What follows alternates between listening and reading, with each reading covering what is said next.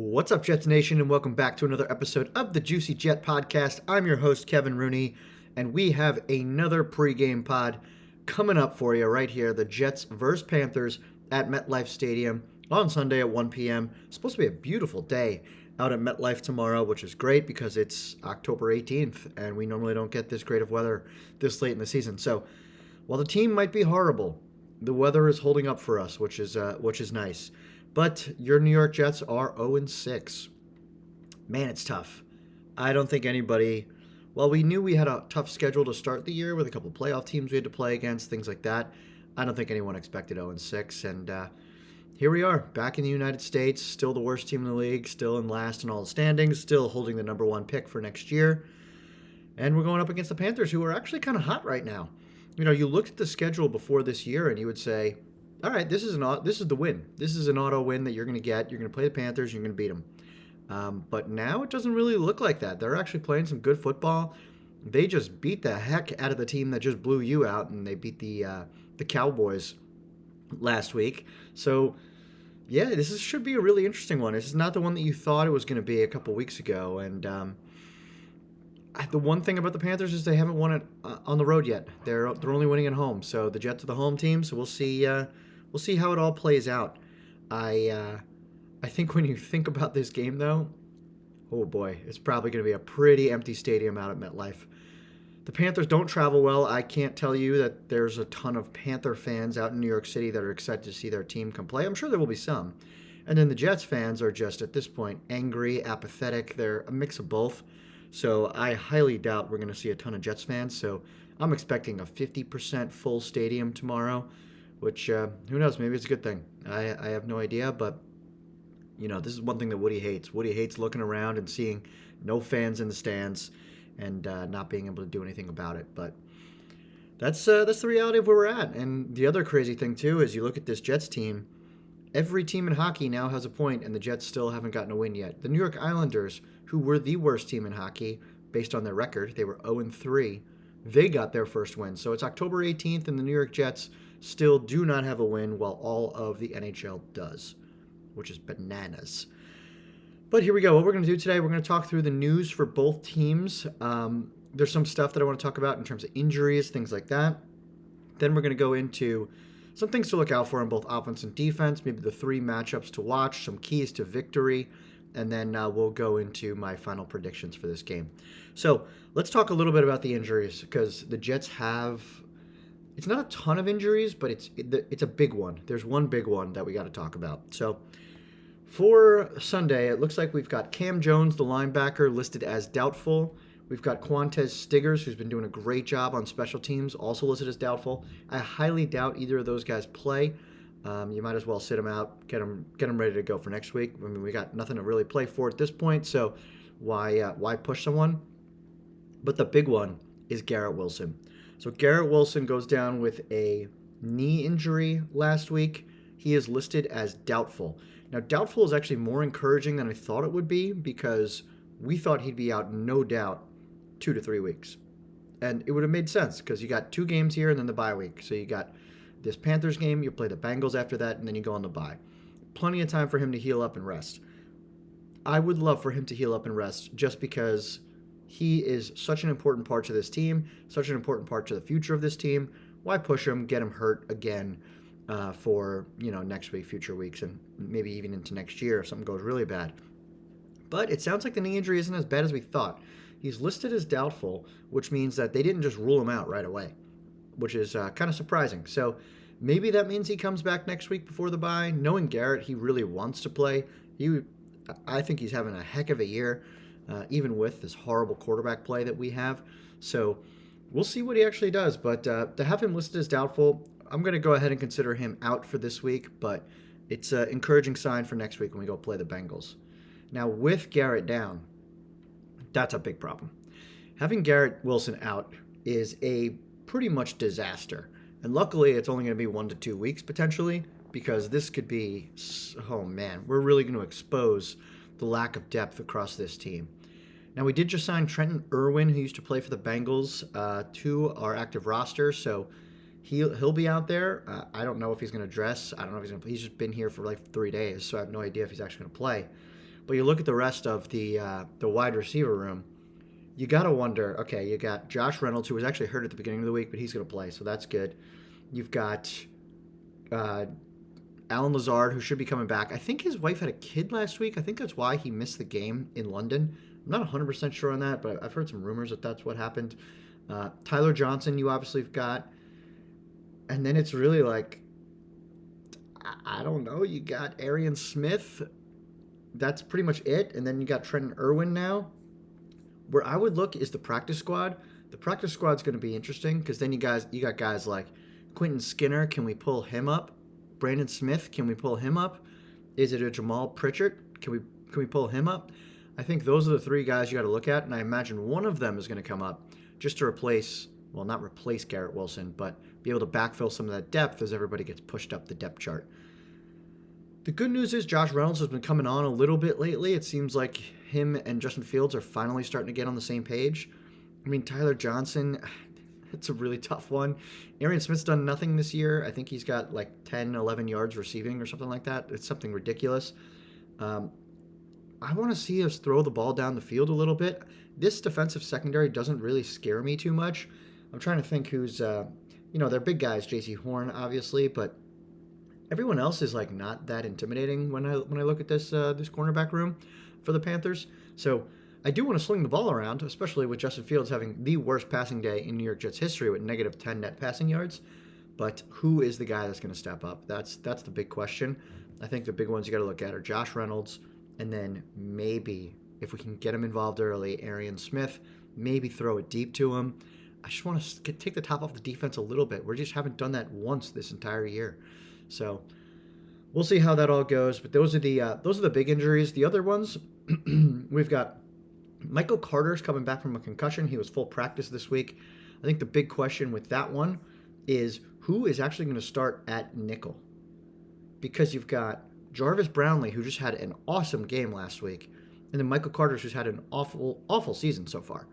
If it's me, I think Michael Carter just got Wally pipped. I think you start Jarvis Brownlee. I'm sure there's going to be plays where Michael Carter can hop in, but I would lean on the hot hand and go with Jarvis Brownlee until something tells me otherwise. So that's those are the big injuries. The only other one is Jamarcus Weston, who played pretty well in the preseason as a special teams guy, was out on IR for the first 4 games, should be back this week. We'll see if he actually plays a significant role, though.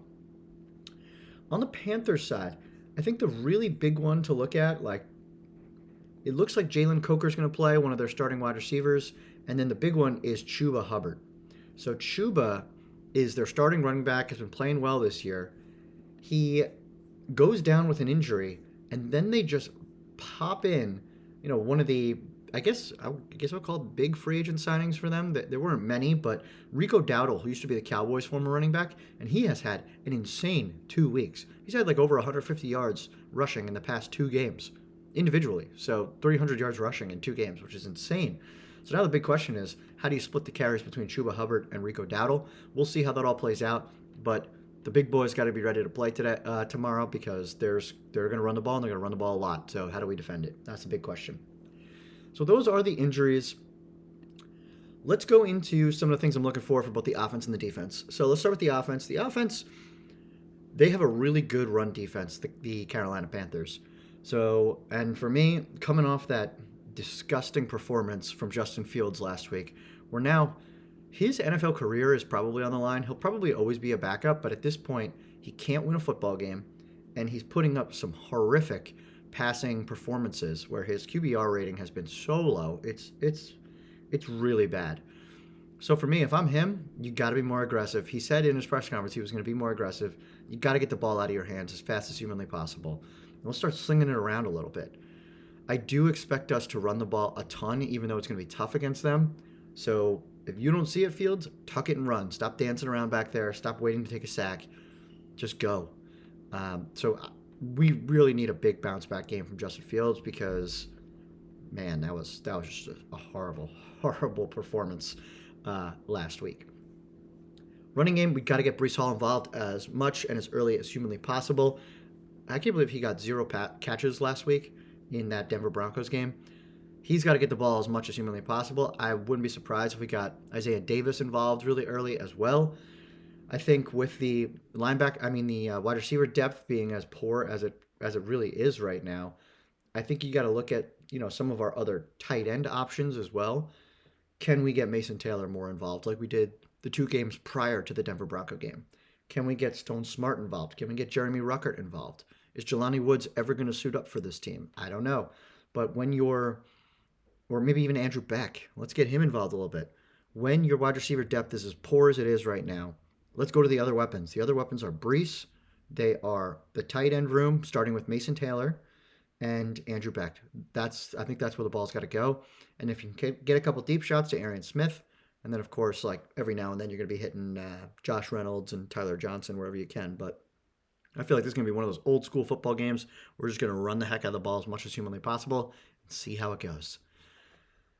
And I need a better game from Engstrand too. We need him to call a better game because last week was just not it. And I get it. There were people open. There was not a lot of time. The offensive line's got to play better, all that stuff. But let's get creative. Where are some of these screen passes? How come we can't throw a screen pass? It's like unbelievable. Can we get Justin Fields on the run? Can we bootleg a little bit? Get him out of the pocket. Where's the RPOs? All that good stuff. It was frustrating these past couple weeks. So where'd that Steelers game go? Where'd that go? Because that was a good offensive performance. And then on the defensive side of the ball, it's the same thing. The big boys got to show up. So Will McDonald, Quinnen Williams, Harrison Phillips, Jawan Briggs, Michael Clemens, Jermaine Johnson, they got to be ready to play, especially with Jamian Sherwood and Kiko Malagoa, because this team's going to run the ball. They're going to run the ball a lot, the Panthers. So what are we going to do to stop them? I think the secondary should have a good game this week. There is nothing in my mind that says that Sauce Gardner should get beat by Ted McMillan over and over again. This is a game for Sauce Gardner to step up and actually take over. There's no reason why we should have Ted McMillan getting, passes thrown all over the place from Bryce Young. Like, come on. This is a game where the defense has to win it for us. I want to see Malachi Moore have another good game. I want to see Andre Sisco continue to not be as bad as he's been in the past. And then Brandon Stevens. I mean, they're going to be looking your way a lot because I think Sauce is going to lock down Tet. What can you do with that, Brandon Stevens? Can you get your head around? Can we make a play on the ball? So I think the defense is really interesting this week. I think this is a game where they can actually take over a little bit if they can stop the run. If they can stop the run, I think you have a chance to win the game. And then finally, special teams, just got to keep doing what they're doing. I think Kene Nwanu is going to get one. I think he's going to return one this week because he just has that burst. He's going to get one. And then Nick Folk, just keep doing what you're doing. Austin McNamara, he's like an all-pro punter at this point. It's actually insane that we're going to have an all-pro punter in this team. But he's playing awesome. So that's what I'm looking at. So let's talk about some of the matchups to watch. I already named one of them. The big one was Sauce Gardner versus Tet McMillan. I think it's going to be a game where Sauce needs to take over. Has to take over this game because there's no reason why Tet McMillan should be beating him as a rookie. There's no reason. And these are the types of players that Sauce should do well against, kind of like Cortland Sutton. They're a little bit bigger, not as fast. Sauce is faster than Tet McMillan, so he should be able to play him pretty well. You just got to watch out for that physical game and don't take too many penalties. I think the next piece, like I said, it's the defensive line and linebackers versus the Panthers run game. That's a big one. I'm going to be watching that all game. If Kiko Malagoa can play like he did last week, Jamian Sherwood can play the run like he did last week, and don't get lost in the sauce in the passing game, I think they're going to be okay. So it's that D-line, Harrison Phillips, Jawan Briggs need to have big games along with Quinnen Williams. And then finally, my last matchup, and this one's like really obvious, but, after last week, it is what it is. It's Justin Fields versus the Panthers defense. What can Justin Fields do to move this ball and not get negative 10 yards of passing? Because you easily win that game last week if we had 100 yards passing. 100 yards, that's it. That's all we're asking for. It's 2025, 100 yards. But no, we haven't been able to do so what can Justin Fields do? All right, so the 3 keys to victory. Once again, I'm going to go with Breece Hall needs a touchdown. If he gets a touchdown, that means he either got an explosive play that led to a touchdown, or we're actually running the ball and we're getting into the red zone and running hard. So I think Breece Hall, once again, I don't think he has a touchdown this year. It's insane. It's week 7. It's crazy. We've played 6 weeks. So I think Breece Hall getting into the end zone is going to be a big one. I think number 2, I think Justin Fields has to be clean. So I'm going to say Justin Fields less than 2 sacks. If we can hold him to less than 2 sacks on Justin Fields, so that's the offensive line. You got to step up. And Justin Fields, you got to stop holding the ball so long. I think we have a chance to win. And then on defense, I want to get an interception. I think this is a game where Sauce can finally get one. So I'm calling it an interception on defense. Those are the 3 keys to victory. So interception, Brees touchdown, less than 2 sacks for Justin Fields. Now, my overall prediction. I am sticking with my guns. I will not pick this team to win until they show me they can win. Now, I think a lot of people should probably pick the Jets to win this game. I think this is the one that you can get, finally. I thought the Dolphins was one that we could get. I thought the Steelers was one we can get, but I think this might be the one we can get, but I am not going to pick them to win. I've got the Panthers winning 24-17 over the Jets at home. Please get a win. Please. Make me regret those words. I can't take it anymore. I can't go 0-7 to the Carolina Panthers. Oh, man, it's a killer. So we'll see how it goes, but should be a fun one. Last thing I want to do is just talk about the trade deadline, because the trade deadline is coming up very quickly, and I know there's a lot of rumors floating around out there, and I just want to talk about what that's going to look like. Now, for me, this season's over. I'm done with this season. I'm ready for the off season. What that means to me is we need to accumulate as many picks as humanly possible, and we need to get as many people out of here for something that are going to leave the team no matter what. So for me, what that means is Brees Hall, he's got to get traded. Like, I know it sucks. We don't have Braylon Allen there right now, and the running game's going to look bad, but we're not worried about wins at this point. Aaron Glenn's clearly not worried about wins. He's talking about how great the team is improving, even though we're just getting worse and worse week after week. So I'm trading Brees Hall, seeing what we can get. If you can get a day 2 pick, meaning a 3rd round pick, would be really nice. I think that's what I'd be looking for. If you can get a 4th, I think you still do it, but I don't know if I would do it for a 5th or more. You keep him if it's for a 5th or more. So he's one. If you can get Alan Lazard out of here for pennies, get whatever you can. Get another 6th or 7th round pick back. I think that would be totally fine, just because he's not going to be here next year. Quincy Williams, that's a big one. I think you trade him. I think right now you see that Kiko Malagoa is someone that we want to keep working with and see if he can become a rotational starting linebacker or an actual starting linebacker. And there's a lot of teams out there that need linebacker help. And the glaring one is the 49ers with Robert Saleh as their defensive coordinator. So if I could trade Quincy, because he's 30 years old, he's not coming back. He's at the end of his contract. I'm trading Quincy. We can have 2 of the same linebacker, and him and Jamie Sherwood are very similar. So you already paid Sherwood. You're not going to pay another linebacker. So I would send Quincy. Quinnen. This is a really interesting one. I probably wouldn't trade Quinnen just because he's still only 27, which is crazy. It feels like he's been on this team for 10 years. I probably wouldn't trade him. But if you get an offer that blows you out of the water and Quinnen starts to complain that, like, look, I have not ever won in this league and I need to get out of here so I can go get some wins. No hard feelings against the Jets, but I need to go get some wins. If you can get a 1 and something else, I'd trade him. Just because I feel so bad for him. I want to see the guy win. And by the time we're good, what's he going to be, 29? He already needs more money on his contract because he only has $5 million for next year. So that would be a really tough one. I don't want to see it happen, but, if he's like really going to push it, if Quinnen really wants to get out of here because we're going to trade his brother too, then you know what? He's done enough for us. He should be a Ring of Honor player, great player for the Jets. If he wants to go, he can go. I am fine with it. We will find other ways to continue to lose. So that's him. Let me see if there's anyone else that I wanted to call out. Oh, Michael Carter. I would trade Michael Carter because now we know Jarvis Brownlee can take his spot. He's younger. I also think Michael Carter would be a cap casualty in the offseason anyway, so I would trade him if you possibly can.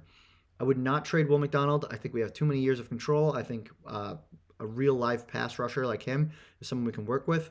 Now, I know Aaron Glenn wants bigger players that can stop the run, and Will McDonald can't do that. He just plays on passing downs right now, but I think there's more development to come. He's still too young for me to get rid of.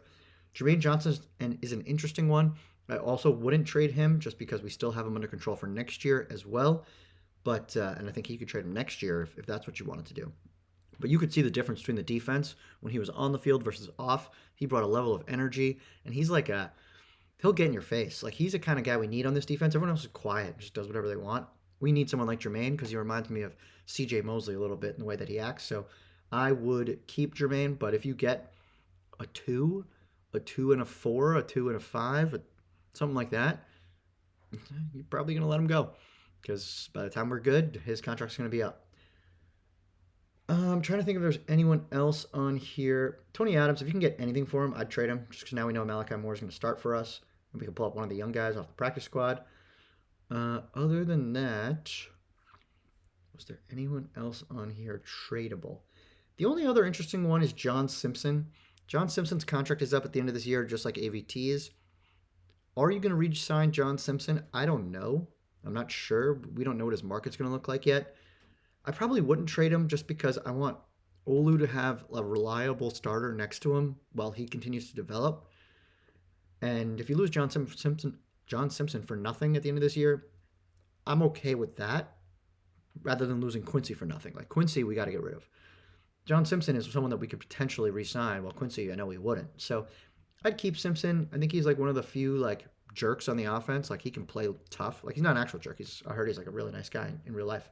But he plays with toughness, defends our quarterback. He's aggressive. So, and he's next to Olu and Josh Myers. Like I just want to make sure that relationship's still there. So, yeah, I probably wouldn't trade him. So it looks like the people that I would probably make a move on are Quincy, Michael Carter, potentially Quinnen, definitely Brees, and if you get anything for Tony Adams too. So that's it. This could be a very active trade deadline for us. We need more picks. The Hassan Reddick trade is going to kill our souls.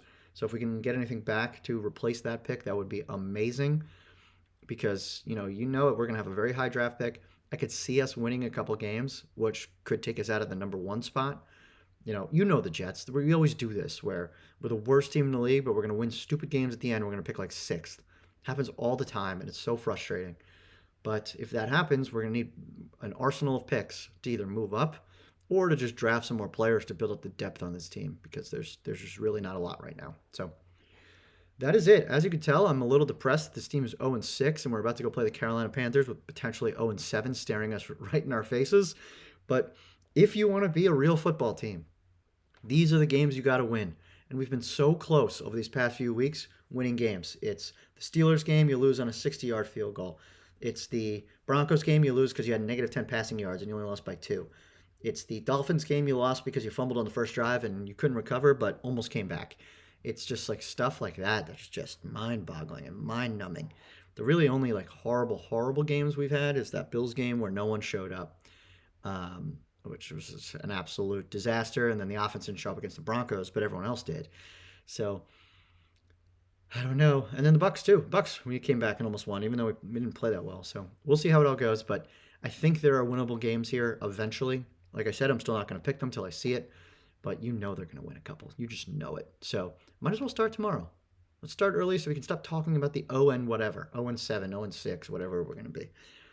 And then we go to Cincinnati. We could play Joe Flacco. They've got 10 days off before they play us. So we'll see how that goes. And then the Browns. So there's 3 games that are teams that we can beat. We're better than. We're just as good as. So we'll see how it goes. But looking forward to tomorrow. Should be nice weather. We're going to have fun no matter what. And otherwise, I hope everybody enjoys. If you can follow me and subscribe, rate, like, review, all the good things. JuicyJet25 across Instagram, TikTok, YouTube, Twitter. Follow me on all those places. I hope everybody enjoys the game. I'll be tailgating in K3. And otherwise, I will talk to you soon. See ya.